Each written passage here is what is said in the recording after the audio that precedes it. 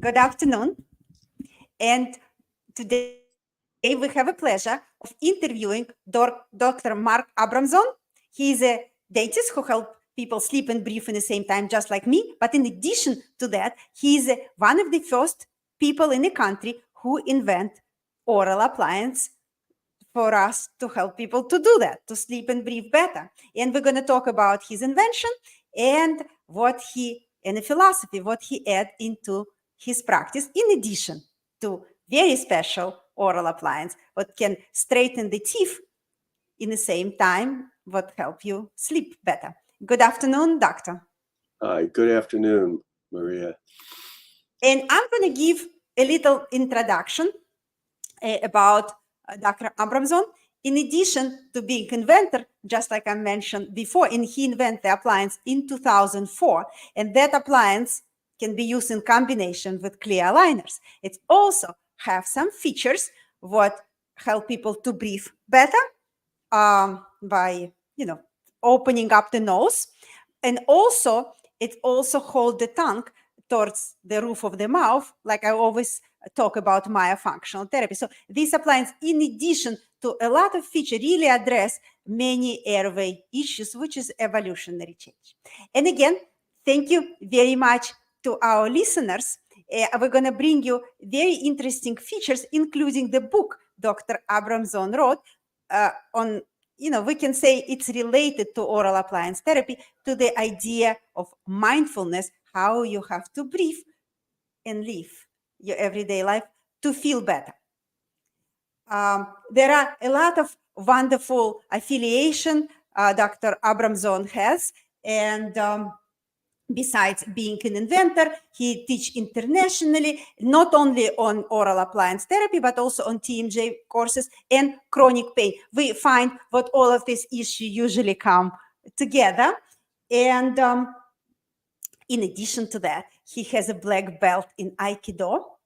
And he is also osteopath, which is very close to my heart. That special therapy. We interview several osteopaths on our channel, but you can do certain, I would say, modification of the 27 bones of the skull for people to feel better regarding the headache treatment and temporomandibular joint pain and a lot of other issues. It can be changed in a very organic way with manipulation, gentle osteopathic manipulation. And he also established a department in Stanford University Hospital. It's related to chronic pain and mindfulness, right? Correct. And we would like to find out more about that. But before that, I want to say thank you very much to our listeners. And if you have trouble sleeping and sleep next to a snoring partner, please click the like and share button. This way you can spread the word about our channel. And if you're a medical professional and just like us, passionate about helping people sleep and breathe better, please use our channel as a networking ground. Because my idea, what we can create a community in a lot of things, such as a support and new invention, it's so much better when we have community of like-minded people. So the main goal with that channel is to create a community of patients and doctors and other healthcare professionals who can function together and invent and do something so wonderful.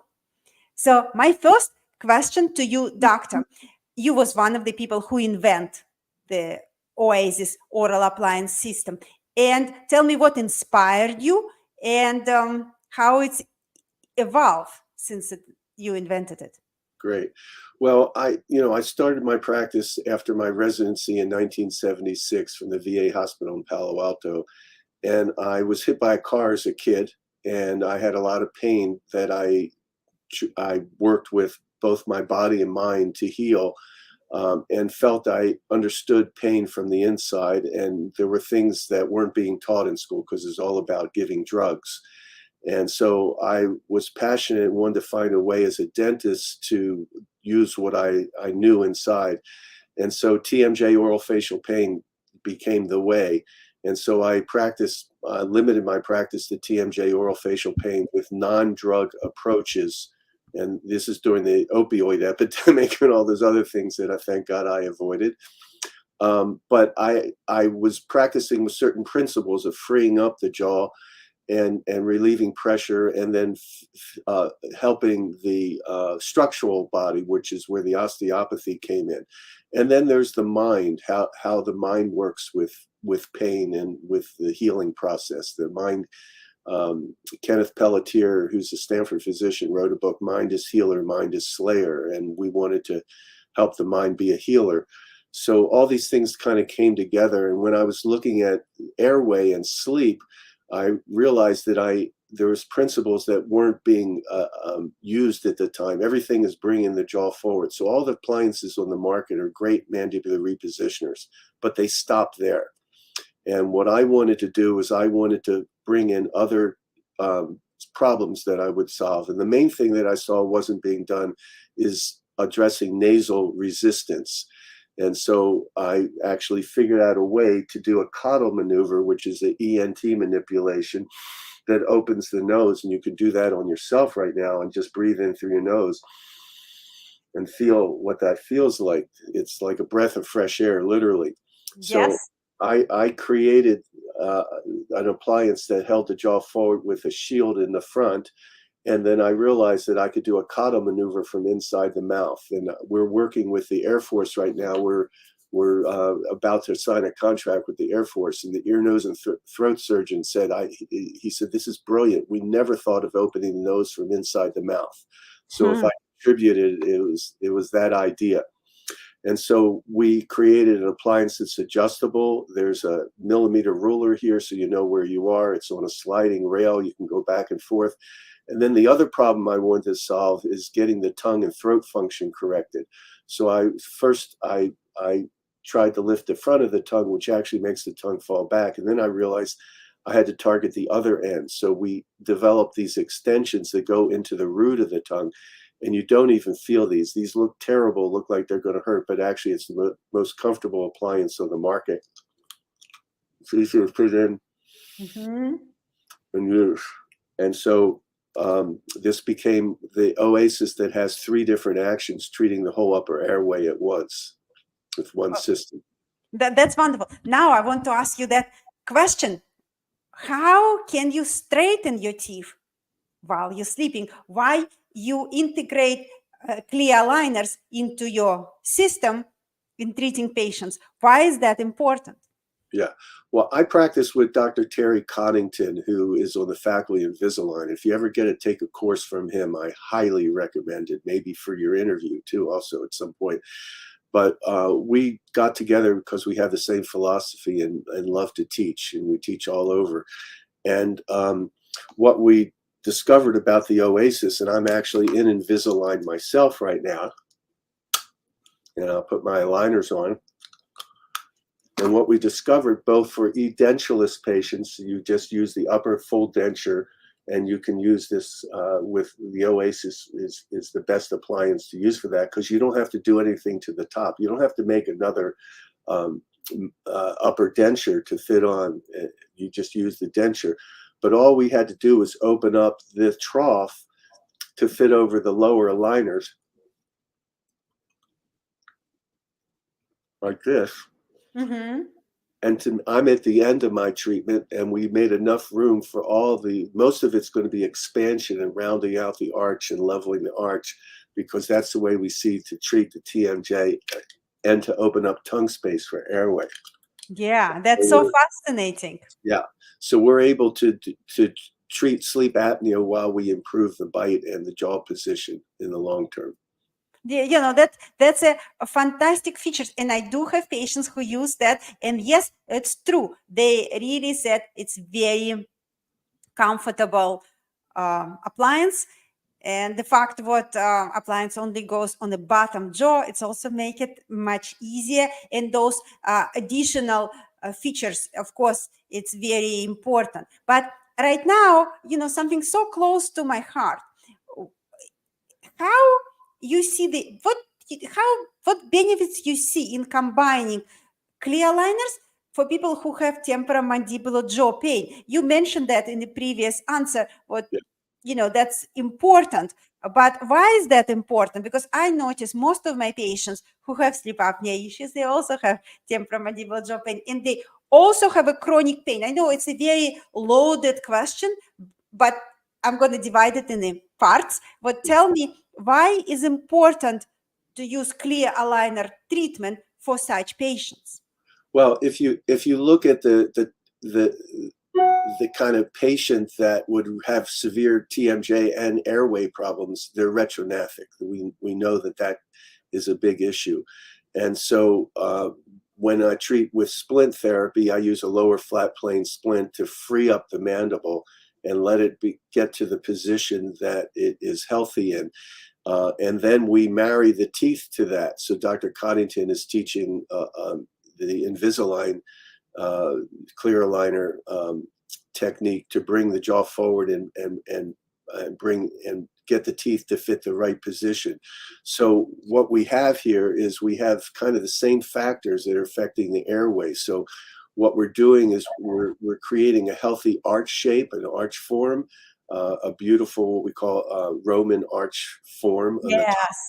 And we're leveling out the bottom teeth to bring it and support the jaw in a healthy position, which is good for the TMJ and good for breathing and tongue function. So it's the same principles applied to basically look at a health model. What's a healthy face? What's a healthy jaw? And that's what we're treating to. No, it's nice. I always talk about what sleep apnea is a disease of evolution. And I don't want whatever happened with dinosaurs happen to us. And it's not a joke. But I really notice practicing what we're getting smaller, jaw getting smaller. And it hurts everywhere. So many people, 30% of people, according to National Health Institute, complain on a back, head, neck pain, and 20% have sleep apnea. So we're kind of getting smaller and we don't function so well. But going back to your answer, I know you incorporate osteopathic technique. Right. What exactly you do osteopathically to help with your treatment? And the reason why I'm asking, I work a lot with osteopath, as a clinician, when I do myofunctional therapy treatment, when I do orthodontic treatment, and I have something what resisting me. Tell me what specific principles of osteopathic treatment you use. Right.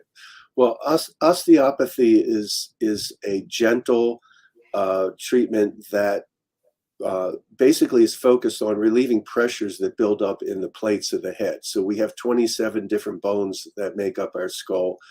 We know from dentistry that every time you open your mouth, your mandible squeezes together. It's the strongest bone in your body, and yet it bends.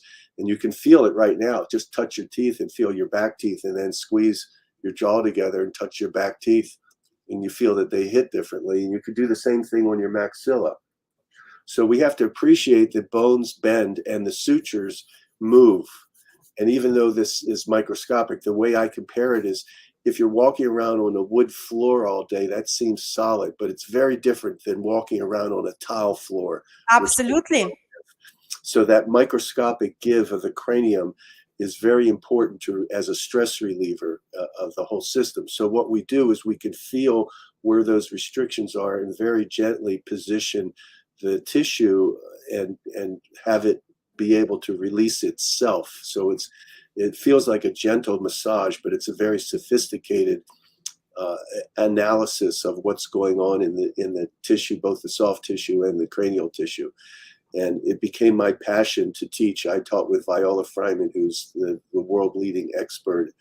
She passed away, but she was the greatest teacher of osteopathy that there ever was. So I got to spend a lot of years teaching with her and using it for my patients. No, that's so comprehensive.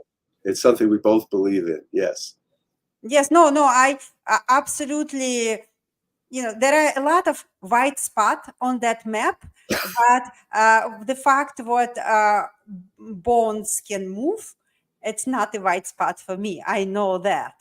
Yes. And that's why, I'm so passionate about your treatment, and I really want, the dentists who watch our channel, who can add that feature to use clear aligners while they do oral appliance therapy, it's already marriage. You married to that patient anyway. Why would you lack the pathology? Why don't you make it better? Right. But in the same time, I understand. Sometimes it's all in education, and sometimes it's hard to overcome that barrier when people they want to have the same very proven system what it works. But I think your treatment, it's really great. In fact, what it has so much philosophical background make me even more excited. I would like you to talk about your book. Just for our audience, I want everybody to know what Mark or Dr. Abramson released the book recently. It's called Love Yourself for Everyone Else's Sake. Right. Yeah, so I'm trying to get it to fit into. So I just released this. It's actually a program I started at Stanford. So I was blessed.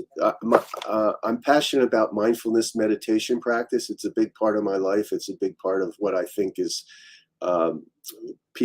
patients can use to heal themselves, to be happier and healthier. Research is showing how it changes the brain, how it changes the autonomic nervous system.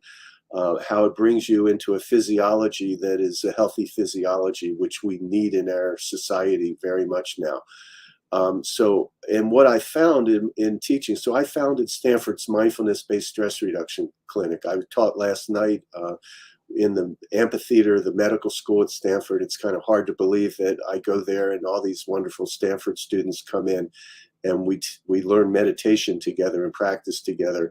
And it's a 3-unit course for the school. I'm also part of the Stanford's Integrated Medicine Clinic, where we have mindfulness programs there. And I teach at Esalen Institute, which actually the background picture here is Big Sur, where I teach. So it's out of that course, what I've noticed is that the most beneficial thing I see is that people start to be kind to themselves. And they start to treat themselves with care, good care practices. And so I actually started a graduate course that it titled Love Yourself for Everyone Else's Sake, which directly addresses self-compassion. And then over the years, I put that into this book that's just been released. And one of the things I'm excited about, because I believe that we should be supporting I call it a value-added practice, that you show your patients that not only do you care about their teeth, you care about their growth and development, you care about their jaw, you care about their sleep, but you also care about their mental health. And so what we're going to be doing is when you order Oasis for your patients, we're going to have a free copy of this book for you to give to them, which I hope that you'll also read yourself and incorporate it into your life. And that you can talk to them about all these good health habits, bringing the mind and body into harmony together. And so that's what this is focused on. It incorporates science that has come together to show how these techniques work and methods for doing that to take care of yourself. And that's what I'm passionate about, is helping people have better lives. And we can do that as dentists. And we expand out our knowledge base to help our patients on so many different levels now. That's so beautiful what you said, that it's absolutely true. What the bouquet, I call it bouquet, what patients bring to us, besides the physical suffering, high blood pressure, diabetes, atrial fibrillation, sinus infection, asthma, you name it. It's also have a, other component. It has anxiety and depression. And just like you said earlier, we live in a stressful soup. We live in a stress soup.